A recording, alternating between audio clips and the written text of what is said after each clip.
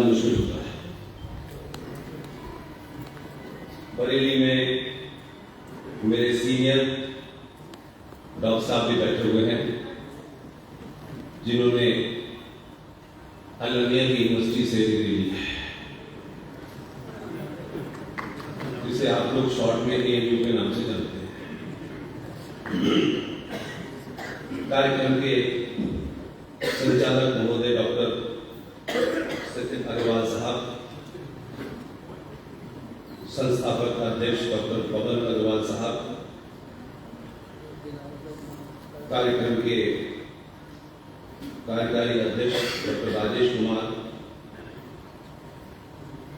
सचिव श्री भावेश अग्रवाल साहब, कार्यक्रम संयोजक श्री आशु अग्रवाल साहब। कौन कहता है कि बदलाव नहीं हुआ? बताया जाता है कि बनिए सिर्फ पैसा कमाते हैं, बिजनेस के अलावा कुछ नहीं करते। बनिए मिलके हम जैसे लोगों को भी बुलाते हैं, ये भी बड़ा है।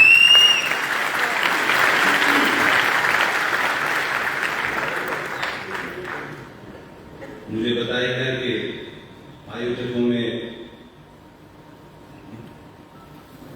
कुछ सर्जन हैं, कुछ चाइल्ड स्पेशलिस्ट हैं, दिल्ली में भी एक सर्जन है।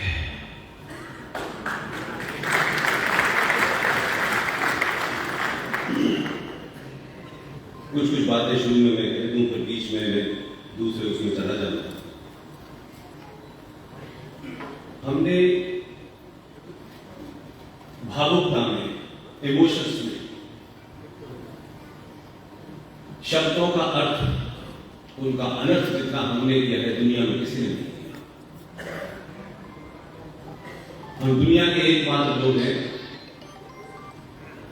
जो जिस विषय के जानकार नहीं है उसी के एक्सपर्ट हैं। बाहर अंग्रेजी का एक शब्द गलत निकल जाए तो बड़ा कॉम्प्लेक्स होता है कि लोग क्या सोचेंगे कि अंग्रेजी नहीं आती, प्रोनाउंसिएशन ठीक नहीं है।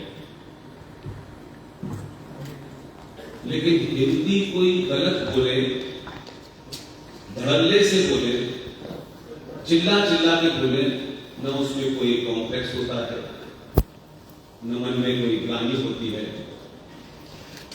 और आजकल ये फैशन हो गया है कि झूठ बोलो। इतना झूठ बोला है हमने, अब हम झूठ को सच समझने लगे हैं। पता नहीं, हो सकता है उस समय की काल परिस्थिति ऐसी रही हो, हमारे संस्कार ऐसे रहे हो। तो मेरा मानना है कि शब्दों की जो उत्पत्ति होती है वो हमारी सांस्कृतिक, धार्मिक मान्यताओं, आस्थाओं, परंपराओं से पैदा होती है। कोई भी शब्द सिर्फ ऐसे ही नहीं बन जाता है, इसलिए उसमें छोटी सी बात कहूंगा। उस समय मूल कहे होंगे, लोग ऐसे थे, उस काल परिस्थिति में वो शब्द हमारी संस्कृति का पैदा हुआ। लेकिन फिर जब हम उन शब्दों को चलताऊ भाषा के लिए इस्तेमाल करते हैं तो आपका पूरा अनकॉन्शियसली पूरा समाज बिगड़ जाता है। हमारे यहां एक शब्द हुआ करता है, अक्सर बेटियों की शादी के वक्त उस शब्द का इस्तेमाल होता है और पूरे इमोशंस के साथ, और कहा जाता है कि शादी की रस्म में एक रस्म होती है कन्यादान।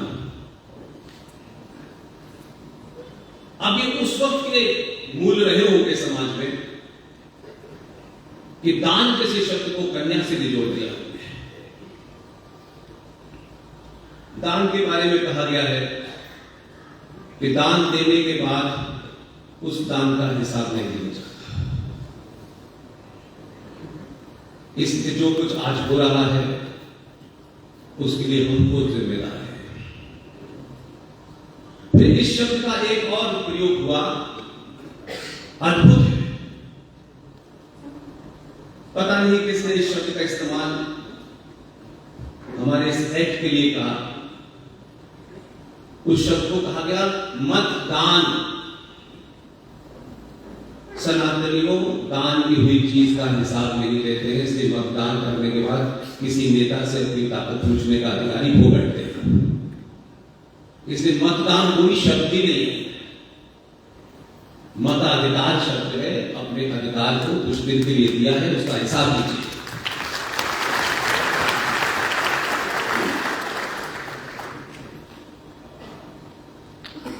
ऐसे ही एक शब्द है, खासतौर से नेताओं को जो लगता तो ऐसा है, समाज में बड़े हाई आईक्यू के हैं, बड़े लो आईक्यू और हाई कॉन्फिडेंस के लोग होते हैं। नेताजी जो खूब बोलते हैं और बड़े से बड़े हिंदूवादी भी बोलते हैं। पता नहीं किस संस्कृति से उन्होंने इस शब्द को इजाद कर लिया है और उसके कारण शत्रु आपको अगर समझता है तो बोलता है कैसे बेवकूफ लोग हैं। दुनिया की किस किताब में पढ़ा मैं नहीं जानता। एक तो हमारे यहाँ लोगों को महात्मा महान बनाने का बड़ा शौक है। एक शब्द चला है हमारे यहां, सारे धर्म बराबर हैं। किस साहित्य में, किस हमारे सनातनी हिंदू समाज के ग्रंथों में लिखा है कि सारे धर्म बराबर हैं? और जब आप इसको पॉलिटिकली इस्तेमाल करते हैं, पब्लिकली इस्तेमाल करते हैं, तो जिसने आपको गहराई से समझा है वो आपको मूर्ख ही समझेगा। हमारी संस्कृति में, आस्थाओं में, परंपराओं में, मान्यताओं में धर्म शब्द का अर्थ होता है आपका कर्तव्य, आपकी ड्यूटी। एक राजा का धर्म क्या है, एक पिता का धर्म क्या है, एक माता का धर्म क्या है, एक बेटे का धर्म क्या है, एक सैनिक का धर्म क्या है। धर्म का अर्थ मजहब और रिलीजन नहीं होता। इसलिए धर्म इस ब्रह्मांड की उत्पत्ति से लेकर जब तक ये ब्रह्मांड है, एक ही धर्म था, एक ही धर्म है और उसका नाम है सनातन।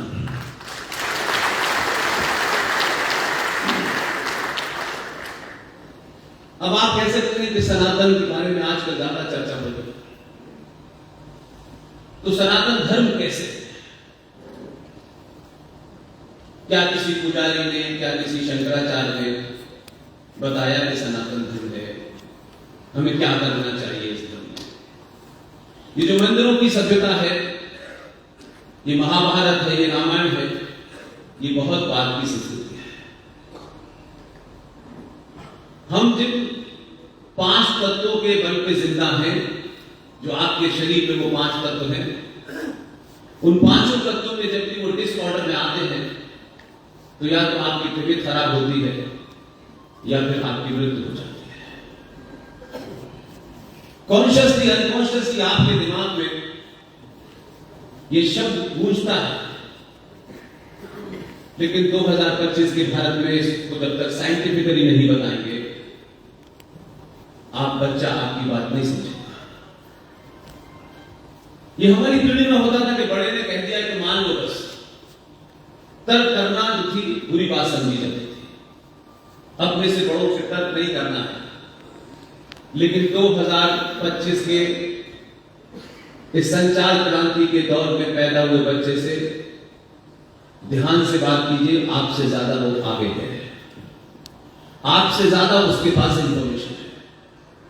इसलिए अगर अपनी उम्र का लिहाज करके आपको लगता है, आपकी ईगो हर्ट हो जाती है कि हम बड़े हैं और ये बच्चा हमारी बात नहीं मानता है, तो अपनी ईगो को कहीं पेड़ पे लटका दीजिए और बच्चे से बच्चा बन के बात कीजिए और सही बात कीजिए। इसलिए सनातन जिन 5 तत्वों पे है, वो 5 तत्व करोड़ों साल पहले भी आप ही के ऋषि मुनि को उसको पता था। लेकिन आपकी अवस्था उस 2 साल या 3 साल के बच्चे की तरह थी कि आप उस लॉजिक को, उस कॉम्प्लेक्स साइंस को नहीं समझ सकते थे। तो उसने आपको एक भावना से जोड़ दिया, और आस्था और भावना से जब जोड़ देते हैं तो तर्क और लॉजिक खत्म हो जाता है। ये पूरा ब्रह्मांड 5 तत्वों पर टिका हुआ है, और हम ही हैं पूरे विश्व में उन 5 तत्वों का धन्यवाद करते हैं। तो हजारों साल पहले आपके ऋषि मुनि को पता था ये बात। उसने उन तमाम चीजों को आपसे जोड़ा और सोचा होगा हजारों साल के बाद में अपने आप लोग इसको साइंटिफिकली प्रूव कर लेंगे। और ये इस दौर में ज्यादा जरूरत है, क्योंकि जब आप बच्चों से बात करते हैं तो उनसे हर बात की लॉजिक फैक्ट पे करिए तो शायद उनकी समझ में आएगा। हमारे यहां कहा गया कि सूर्य देवता को सुबह सुबह पानी देना चाहिए। अब आज के बच्चे से कहिए कि सूर्य देवता को पानी दीजिए तो वो पूछेगा क्यों दे, इससे क्या होता है? उसका सवाल ठीक है। सूर्य देवता को कोई सूरज देवता नहीं है, उस समय आस्था से जोड़ना, उसे देवता शब्द से जोड़ना, आपको वहां तक पहुंचाना जहां आप तर्क से नहीं कर सकते। सुबह 4:30 बजे जब रात भर पर्यावरण कार्बन डाइऑक्साइड देता है, सुबह की किरण निकलते ही वही सारा पर्यावरण ऑक्सीजन देना शुरू करता है। और जब सूरज की पहली किरण निकलती है उस समय आपसे पानी देने के लिए कहा था। आज वाला सूरज को नहीं देना है जब बच्चे 11 बजे 12 बजे उठते हैं। सूरज के सामने आपको जो जल चढ़ाना है, वो जो जल आप चढ़ाते हैं सूरज और आपकी आंखों के बीच में सिर्फ वो जल है। तो सूरज की किरणें उस जल की धारा के एक पॉइंट पे आ जाती हैं और इकट्ठी होकर के आपके यहां लगती है। आपके शरीर को पूरे दिन के लिए जो अग्नि चाहिए होती है वो मिल जाती है। ये हम ही हैं जो इस पूरे ब्रह्मांड में आज तक कोई दूसरा पेड़ पैदा नहीं करता है। इसलिए हमारे ऋषि मुनि ने कहा कि संसार में एक पेड़ है, इस पेड़ की पूजा करना, बार बार वो पूजा का भाव लाता है, और इसकी पूजा करने से तुम्हें सुख मिलेगा। और आज दुनिया ने तरक्की कर ली, टेस्ट ट्यूब बेबी भी बन गए, लेकिन दुनिया में दूसरा पेड़ नहीं बना पाया। उस साइंस को हमारे ऋषि मुनि को पता था। उसने कहा कि ब्रह्मांड में एक पेड़ है, इसको जल चढ़ाना, इसको पवित्र रखना, इसलिए नहीं कहा, इसलिए कहा देवताओं का वास होता है। जो लोग उसको खराब करना चाहते थे उनसे कहा इसमें भूत भी रहता है। उस पेड़ का नाम है पीपल। और पीपल की पूजा नहीं करनी है, पीपल के पर कलावा नहीं बांधना है, लड्डू नहीं चढ़ाने हैं। जब हमारे ऋषि मुनि ने कहा तब बूंदी के लड्डू नहीं बनते थे, क्योंकि पूरे ब्रह्मांड में एक ही पेड़ है जो 24 घंटे ऑक्सीजन देता है। इसलिए आपके ऋषि मुनि ने कहा सारी चीजों से उससे जोड़ी है। जीवन जीने के लिए जल की आवश्यकता होती है। जल के भाव को कहां ले, ये बात अलग है कि अंग्रेजी आने के बाद कुछ अंग्रेज यहां आए, खुद छोड़ के यहां चले गए। अब 2-4 बच्चे कुछ हैं वो भी चले गए।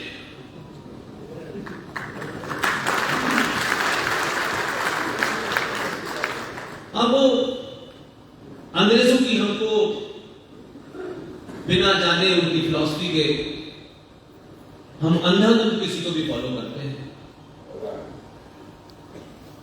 बहुत लोगों को शायद ये नहीं पता होगा कि हमारे यहां हर किसी संस्कार में, हर किसी अच्छे काम में मां को से क्यों करवाते हैं? मैं जहां भी जाता हूं लोग सम्मान के कारण मुझसे कहते हैं कि आप पहले दिए को प्रस्तुत करें। अगर मंच पे कोई मां बहन बेटी नहीं होती है तो मैं ऑडियंस से करता हूं। उसके पीछे मेरा एक ही भाव है कि जब भी कोई कार्य शुरू करे मां से क्यों कराना चाहिए, बेटी से क्यों कराना चाहिए। मां दुनिया की सबसे पवित्र है और मां से बड़ी कोई दूसरी सच्चाई नहीं है।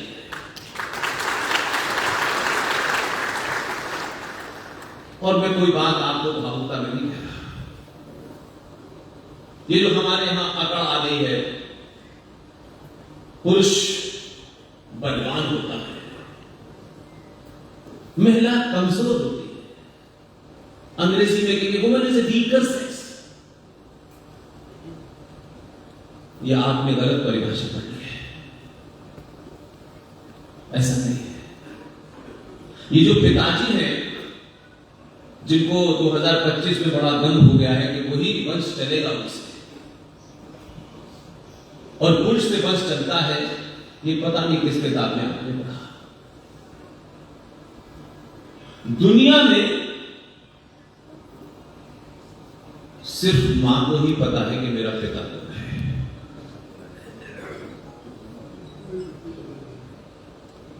गलत? मां के अलावा दुनिया में कोई बता सकता है कि पिता कौन है? मैं उन पुरुषों से कह रहा हूं जिनको लगता है कि हमसे वंश चलेगा, तो मैं औरत के ऊपर, मां के ऊपर हाथ भी उठाते हैं। इस पुरुष ने बहुत खूबसूरती के साथ महिला को कमजोर स्थापित किया। वो कमजोर है, उसको ऐसे बनाया नहीं ये छुई हुई का फूल है, नहीं। और उन पुरुषों के लिए कह रहा हूं जो पुरुष समझते हैं कि मैन बहुत शक्तिशाली है, उस मां को आप उसकी शक्ति को नहीं जानते, उसकी ताकत को नहीं जानते। इसलिए हमेशा ताकतवर के खिलाफ षड्यंत्र ऐसे ही होते हैं ताकि उसको कमजोर दिखाया जाए। मैं उन पुरुषों के लिए कह रहा हूं जो पुरुष अपने परिवार में, समाज में महिलाओं पर अपनी फिजिकल ताकत से अत्याचार करते हैं और उस महिला को रोने पे मजबूर कर देते हैं। महिला अपने गर्भ में 9 महीने तक हमको रखती है। जन्म देते वक्त जितनी पीड़ा होगी, कितनी भी दुनिया की पीड़ा निकालिए, तब भी उसके बराबर नहीं होती, तब भी उसकी आंख से आंसू नहीं आते। लेकिन आप पुरुष हैं, आप उसको उस पीड़ा से ज्यादा पीड़ा देते हैं, तब वो होती है। और अगर जिस दिन उसकी खोपड़ी भूल गई तो उसी बच्चे को जिसको इशारा करके बताया था ये तेरे पिता है, 20 साल बाद भी कहेगी मैं गलती हुई थी, ये है तेरे पिता, पिताजी नहीं रहते। दुनिया में कोई टेस्ट नहीं कर सकता, उसने एक बार कहते ये वाले हैं आपके पिताजी, ये भी खत्म हो जाएगी। इसलिए मां जितनी पवित्र है, जितनी सच्ची है, उतना ही पवित्र जितनी भी नदियां हैं मां के नाम से, कावेरी मां, कृष्णा मां, जमुना मां, ये तमाम नदियों को उतना ही पवित्र रखना, क्योंकि ये नदी आपको जीवन जीने के लिए जल देती है। ये तीसरा बात है।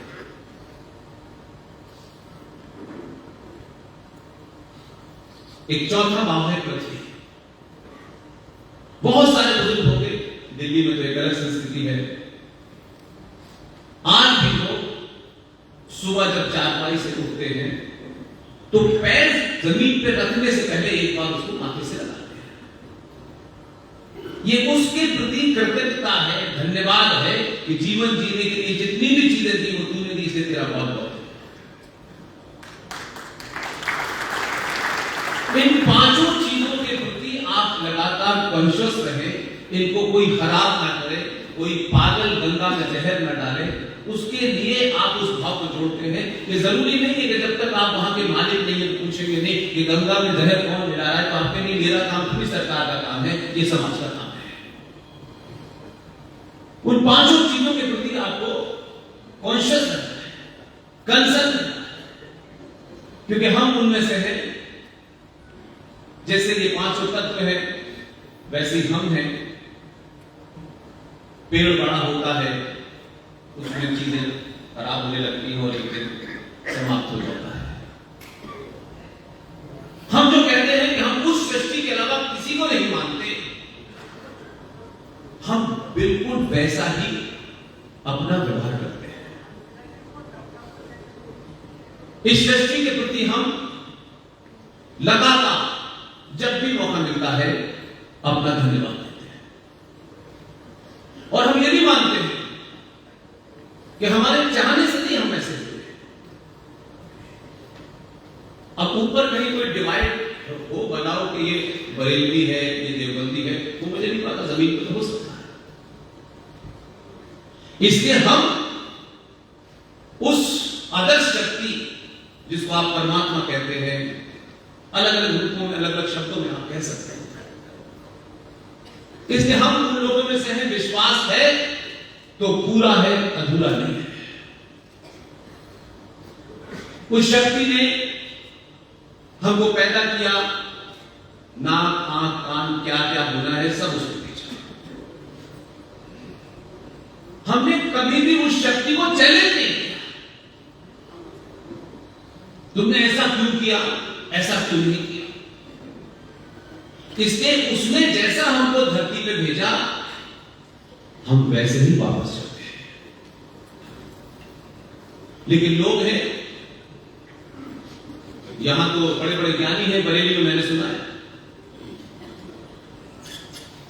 देवबंद में भी बड़े बड़े ज्ञानी हैं। उनका मानना है कि हम अल्लाह पे हमारा पूरा यकीन है। हमने कब कहा पूरा करो, पूरा करो एकदम। जो भी जिस शक्ति को आप मानते हो उसके प्रति आपका पूरा यकीन है, तो ये आप बेईमानी कर रहे हो। आप हमसे कह रहे हो कि हमें पूरा यकीन है, पूरा विश्वास है, ठीक, इसमें कोई डिबेट नहीं। लेकिन एक साधारण सा सवाल है, अल्लाह ने जब तुम्हें बनाया तो अल्लाह ऊपर से ही कुछ काट छाट करके भेज देगा। अल्लाह की बनाई मखलूक पे अल्लाह ने तुम्हें जैसा बनाया, तुमने उल्टा सीधा काट पीट के कहा हम मुसलमान हो गए। तुम्हें अल्लाह पर कहां यकीन, और फिर तुम जो तुम्हारे साथ 2 साल में हुआ है, तुम फिर उसका गर्दन काट के बदला ले लो। तो काटने की परंपरा जहां होती है, वो परंपरा का पैदा होना भी तय है, तो उसका मरना भी तय है।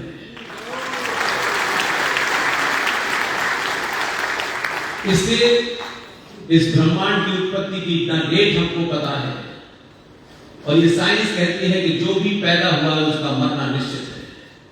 सनातन पैदा ही नहीं हुआ तो उसको कोई मां का लाल नहीं मार सकता।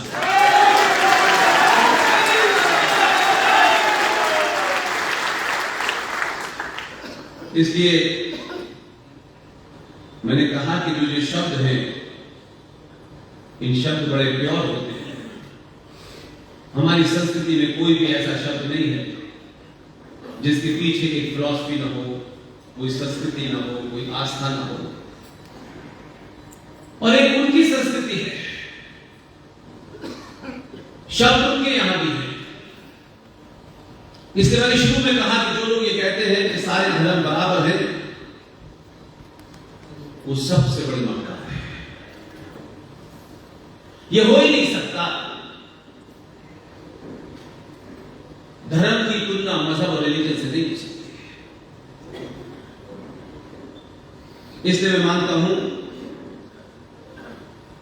कि हमारे यहां एक शब्द है जिस शब्द को हम लोग अनकॉन्शियसली कई जगह इस्तेमाल करते हैं, और इसी शब्द के साथ एक शब्द जुड़ा है जिसे यूएनओ ने लिया है। दुनिया में ऐसे भी लोग थे जो आपके इतिहास को जानते हैं, वो जानते हैं आप कौन हैं। वो आपके कपड़ों और बड़ी गाड़ी से आपको नहीं आंकते कभी भी। न आचार्य चाणक्य के पास मर्सिडीज गाड़ी थी, न भगवान राम के पास थी, न कृष्ण के पास थी, लेकिन उनकी फिलॉसफी दुनिया में आज भी विद्यमान है। इसलिए मैं मानता हूं कि एक शब्द है जिसका जिक्र अभी हिंदुस्तान पाकिस्तान के सिलसिले से है, और जब समाज शब्दों को अपने आप गढ़ने लगता है, अपने स्वार्थों से गढ़ने लगता है, अपने पड़ोसी का शक्ल देख करके गढ़ने लगता है, उसका मजहब देख करके अपने शब्दों को बदलने लगता है, तो समझ लीजिए कि समाज मरना शुरू हो गया है। और इसी समाज से तथाकथित नेता निकलते, तथाकथित, उनका ज्ञान तो परम है, वो भी कुछ भी बोलते हैं, और समाज समझता है कि जो नेता हो गया और जीत गया हो, उसके बाद तो भगवान हो जाता है। इसलिए शब्दों की मर्यादा का ध्यान रखें, अपने शब्द को समझें और दूसरे की कीचड़ से उसकी तुलना करें। ये जो हमको बीमारी हो गई है कि हमें हर बात में शत्रु से जब तक वो अनुमोदन न करते तब तक तो हम महान कह रहे नहीं। हमारी मां ने हमारी तारीफ कर दी, उसके बाद दुनिया में कोई करे न करे बाद में चले, लेकिन आप इस अंदर से खोखते हैं, अपना तारीफ करे कुछ नहीं। भाईजान ने कहा आपको क्या सेकुलर, आप जैसे तो कोई हो ही नहीं सकता। भाईजान कितने बड़े सेकुलर हो गए, क्या बीमारी। एक शब्द है जो भी हिंदुस्तान पाकिस्तान के बीच में इस्तेमाल तो उस समय से हो रहा था, लेकिन मुझे लगा कि समय पे बोलना चाहिए तो लोग शायद ज्यादा समझ पाए। हमारी संस्कृति का एक शब्द है जिसका नाम है, जिस शब्द को हम लोग युद्ध कहते हैं। ये युद्ध कहां से शब्द पैदा निकला? इस शब्द के पैदा होने के पीछे कोई फिलॉसफी है कि नहीं? और हम आज भी अनकॉन्शियस माइंड से आज भी उस शब्द को पकड़ के बैठे। इसलिए शब्द आपका हो सकता है, वो अनंत काल तक रहेगा जब तक सृष्टि है, लेकिन इस कालखंड में बहुत सारी ऐसी भी चीजें हैं जब आपको युद्ध को एक जगह रखना होगा और जो सामने चुनौती है उसको सामने देखना होगा। युद्ध शब्द कोई ऐसे नहीं निकला है, कोई ज्ञानी आए थे उन्होंने इसे पैदा कर दिया और हम उसको अपने हिसाब से ट्रांसलेट करें। जिनके ये शब्द दूसरे हैं वो करें, हम अपने इस शब्द को क्यों खोएंगे भाई? इसके समकक्ष घटिया शब्द क्यों लाएंगे? महाभारत में जितने युद्ध हुए हैं उन युद्धों में सामने वाला विरोधी है, आपका दुश्मन है, तब भी उस समय के मूल्य, उस समय की वैल्यूज ये नहीं थी कि आप कुछ भी कर रहे हैं। तब भी युद्ध शुरू करने का पहला नियम था कि बिगुल बजा के बताना है सामने वाले को कि हम युद्ध लड़ने जा रहे हैं, आप भी तैयारी करें, हम भी तैयारी। इसलिए सुबह सूरज निकलने के बाद युद्ध शुरू होता था, ये पहला नियम था, और सूर्यास्त होते ही युद्ध बंद हो जाता और फिर दूसरे दिन होता था। तो जीरो टाइमिंग थी युद्ध के बंद होने से लेकर दूसरे दिन तक। इसी शब्द के साथ में एक शब्द जुड़ा है जो दुनिया में किसी भाषा के साथ नहीं जुड़ा, उसका नाम है युद्ध विराम। और युद्ध विराम के नियम है कि युद्ध एक बार विराम हो गया, फिर कितना भी शत्रु आपके सामने खड़ा हो, कितना भी मौका हो उसको मारने का, आप उस पर हाथ नहीं उठा सकते।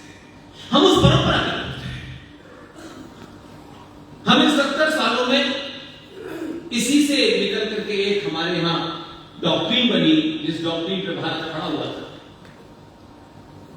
क्यों बनाई, किसने बनाई, महान बनने के लिए बनाई, उस सभ्यता से कोई लेना देना नहीं था, लेकिन एक शब्द बन गया। भारत की स्टेटेड पॉलिसी जो गवर्नमेंट ऑफ इंडिया की है, जो डिफेंस फोर्सेस पे डाल दी गई है कि भारत पहले हमला नहीं करेगा। जब दूसरा हमला करेगा कोई तभी हम जवाब देंगे।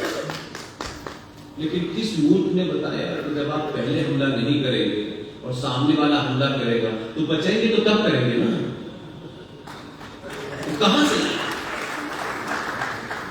क्या मतलब हमारे ऊपर हम नहीं कर रहे? क्या पागलपनी की नीति है? अगर युद्ध उस कालखंड में दोनों लोग एक, उनका अलग किरदार था, उनका अलग चरित्र था, वो शत्रु थे, शत्रु की भी अपना एक चरित्र होता है भाई। आप किसी के शत्रु रहे उसमें कोई बात नहीं है, शत्रु किसी का हो सकता है, लेकिन शत्रु के हिसाब से आप तय करोगे कि अपनी फिलॉसफी से तय करोगे हम हमला नहीं करेंगे। 71 की लड़ाई में, इसी युद्ध विराम वाली बीमारी में, इसी युद्ध की साइकोलॉजी में 93,000 पाकिस्तानी सैनिक भारत के अंदर सरेंडर कराए। आप समझ ही नहीं पा रहे थे, बहुत दिन बाद समझ में आया।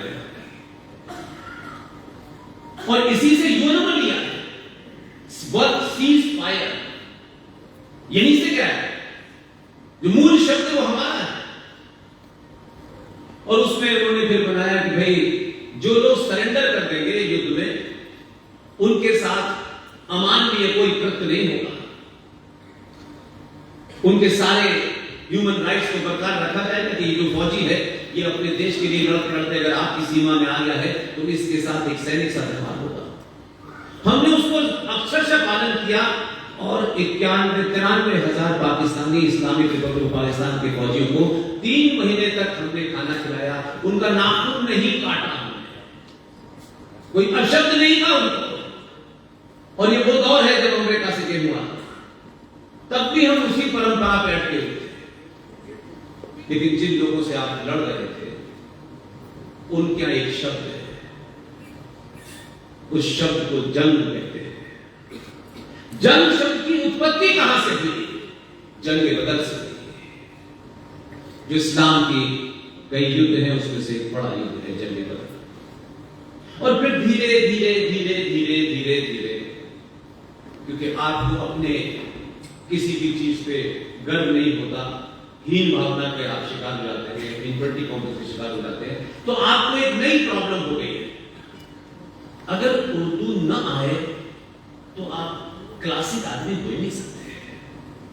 उर्दू आना बहुत जरूरी है, ऐसे भाषा आना जरूरी है, मैंने तो पढ़ी है प्रोफेसर, लेकिन उर्दू बोलते वक्त ध्यान तो रखो कि शब्द का मतलब क्या है।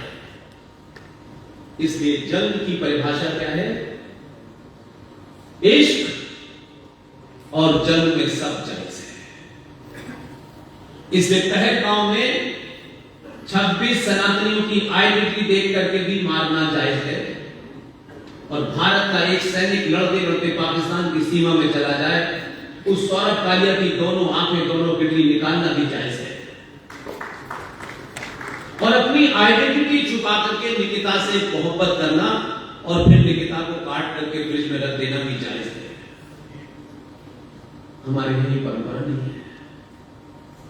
बहुत लंबे कालखंड के बाद बहुत सारे लोग हो के राजनीतिक चीजों पर टिप्पणी आप करिए, मैं सिर्फ उस फिलॉसफी से जो कनेक्टेड है वो इतना सा है, इतना बड़ा है, जाति क्या है ये मैं कभी नहीं देखता। मैं उसके उस कार्य को देखता हूं, दूर दूर तक मेरा सत्ताओं से कोई रिश्ता नहीं है, न संगठनों से रिश्ता है। लेकिन अपने अंदर ये चीज पैदा कीजिए कि आप नहीं भी किसी को जानते, हो सकता है निजी तौर पर वो आपको अच्छा न लगता, लेकिन आपके लिए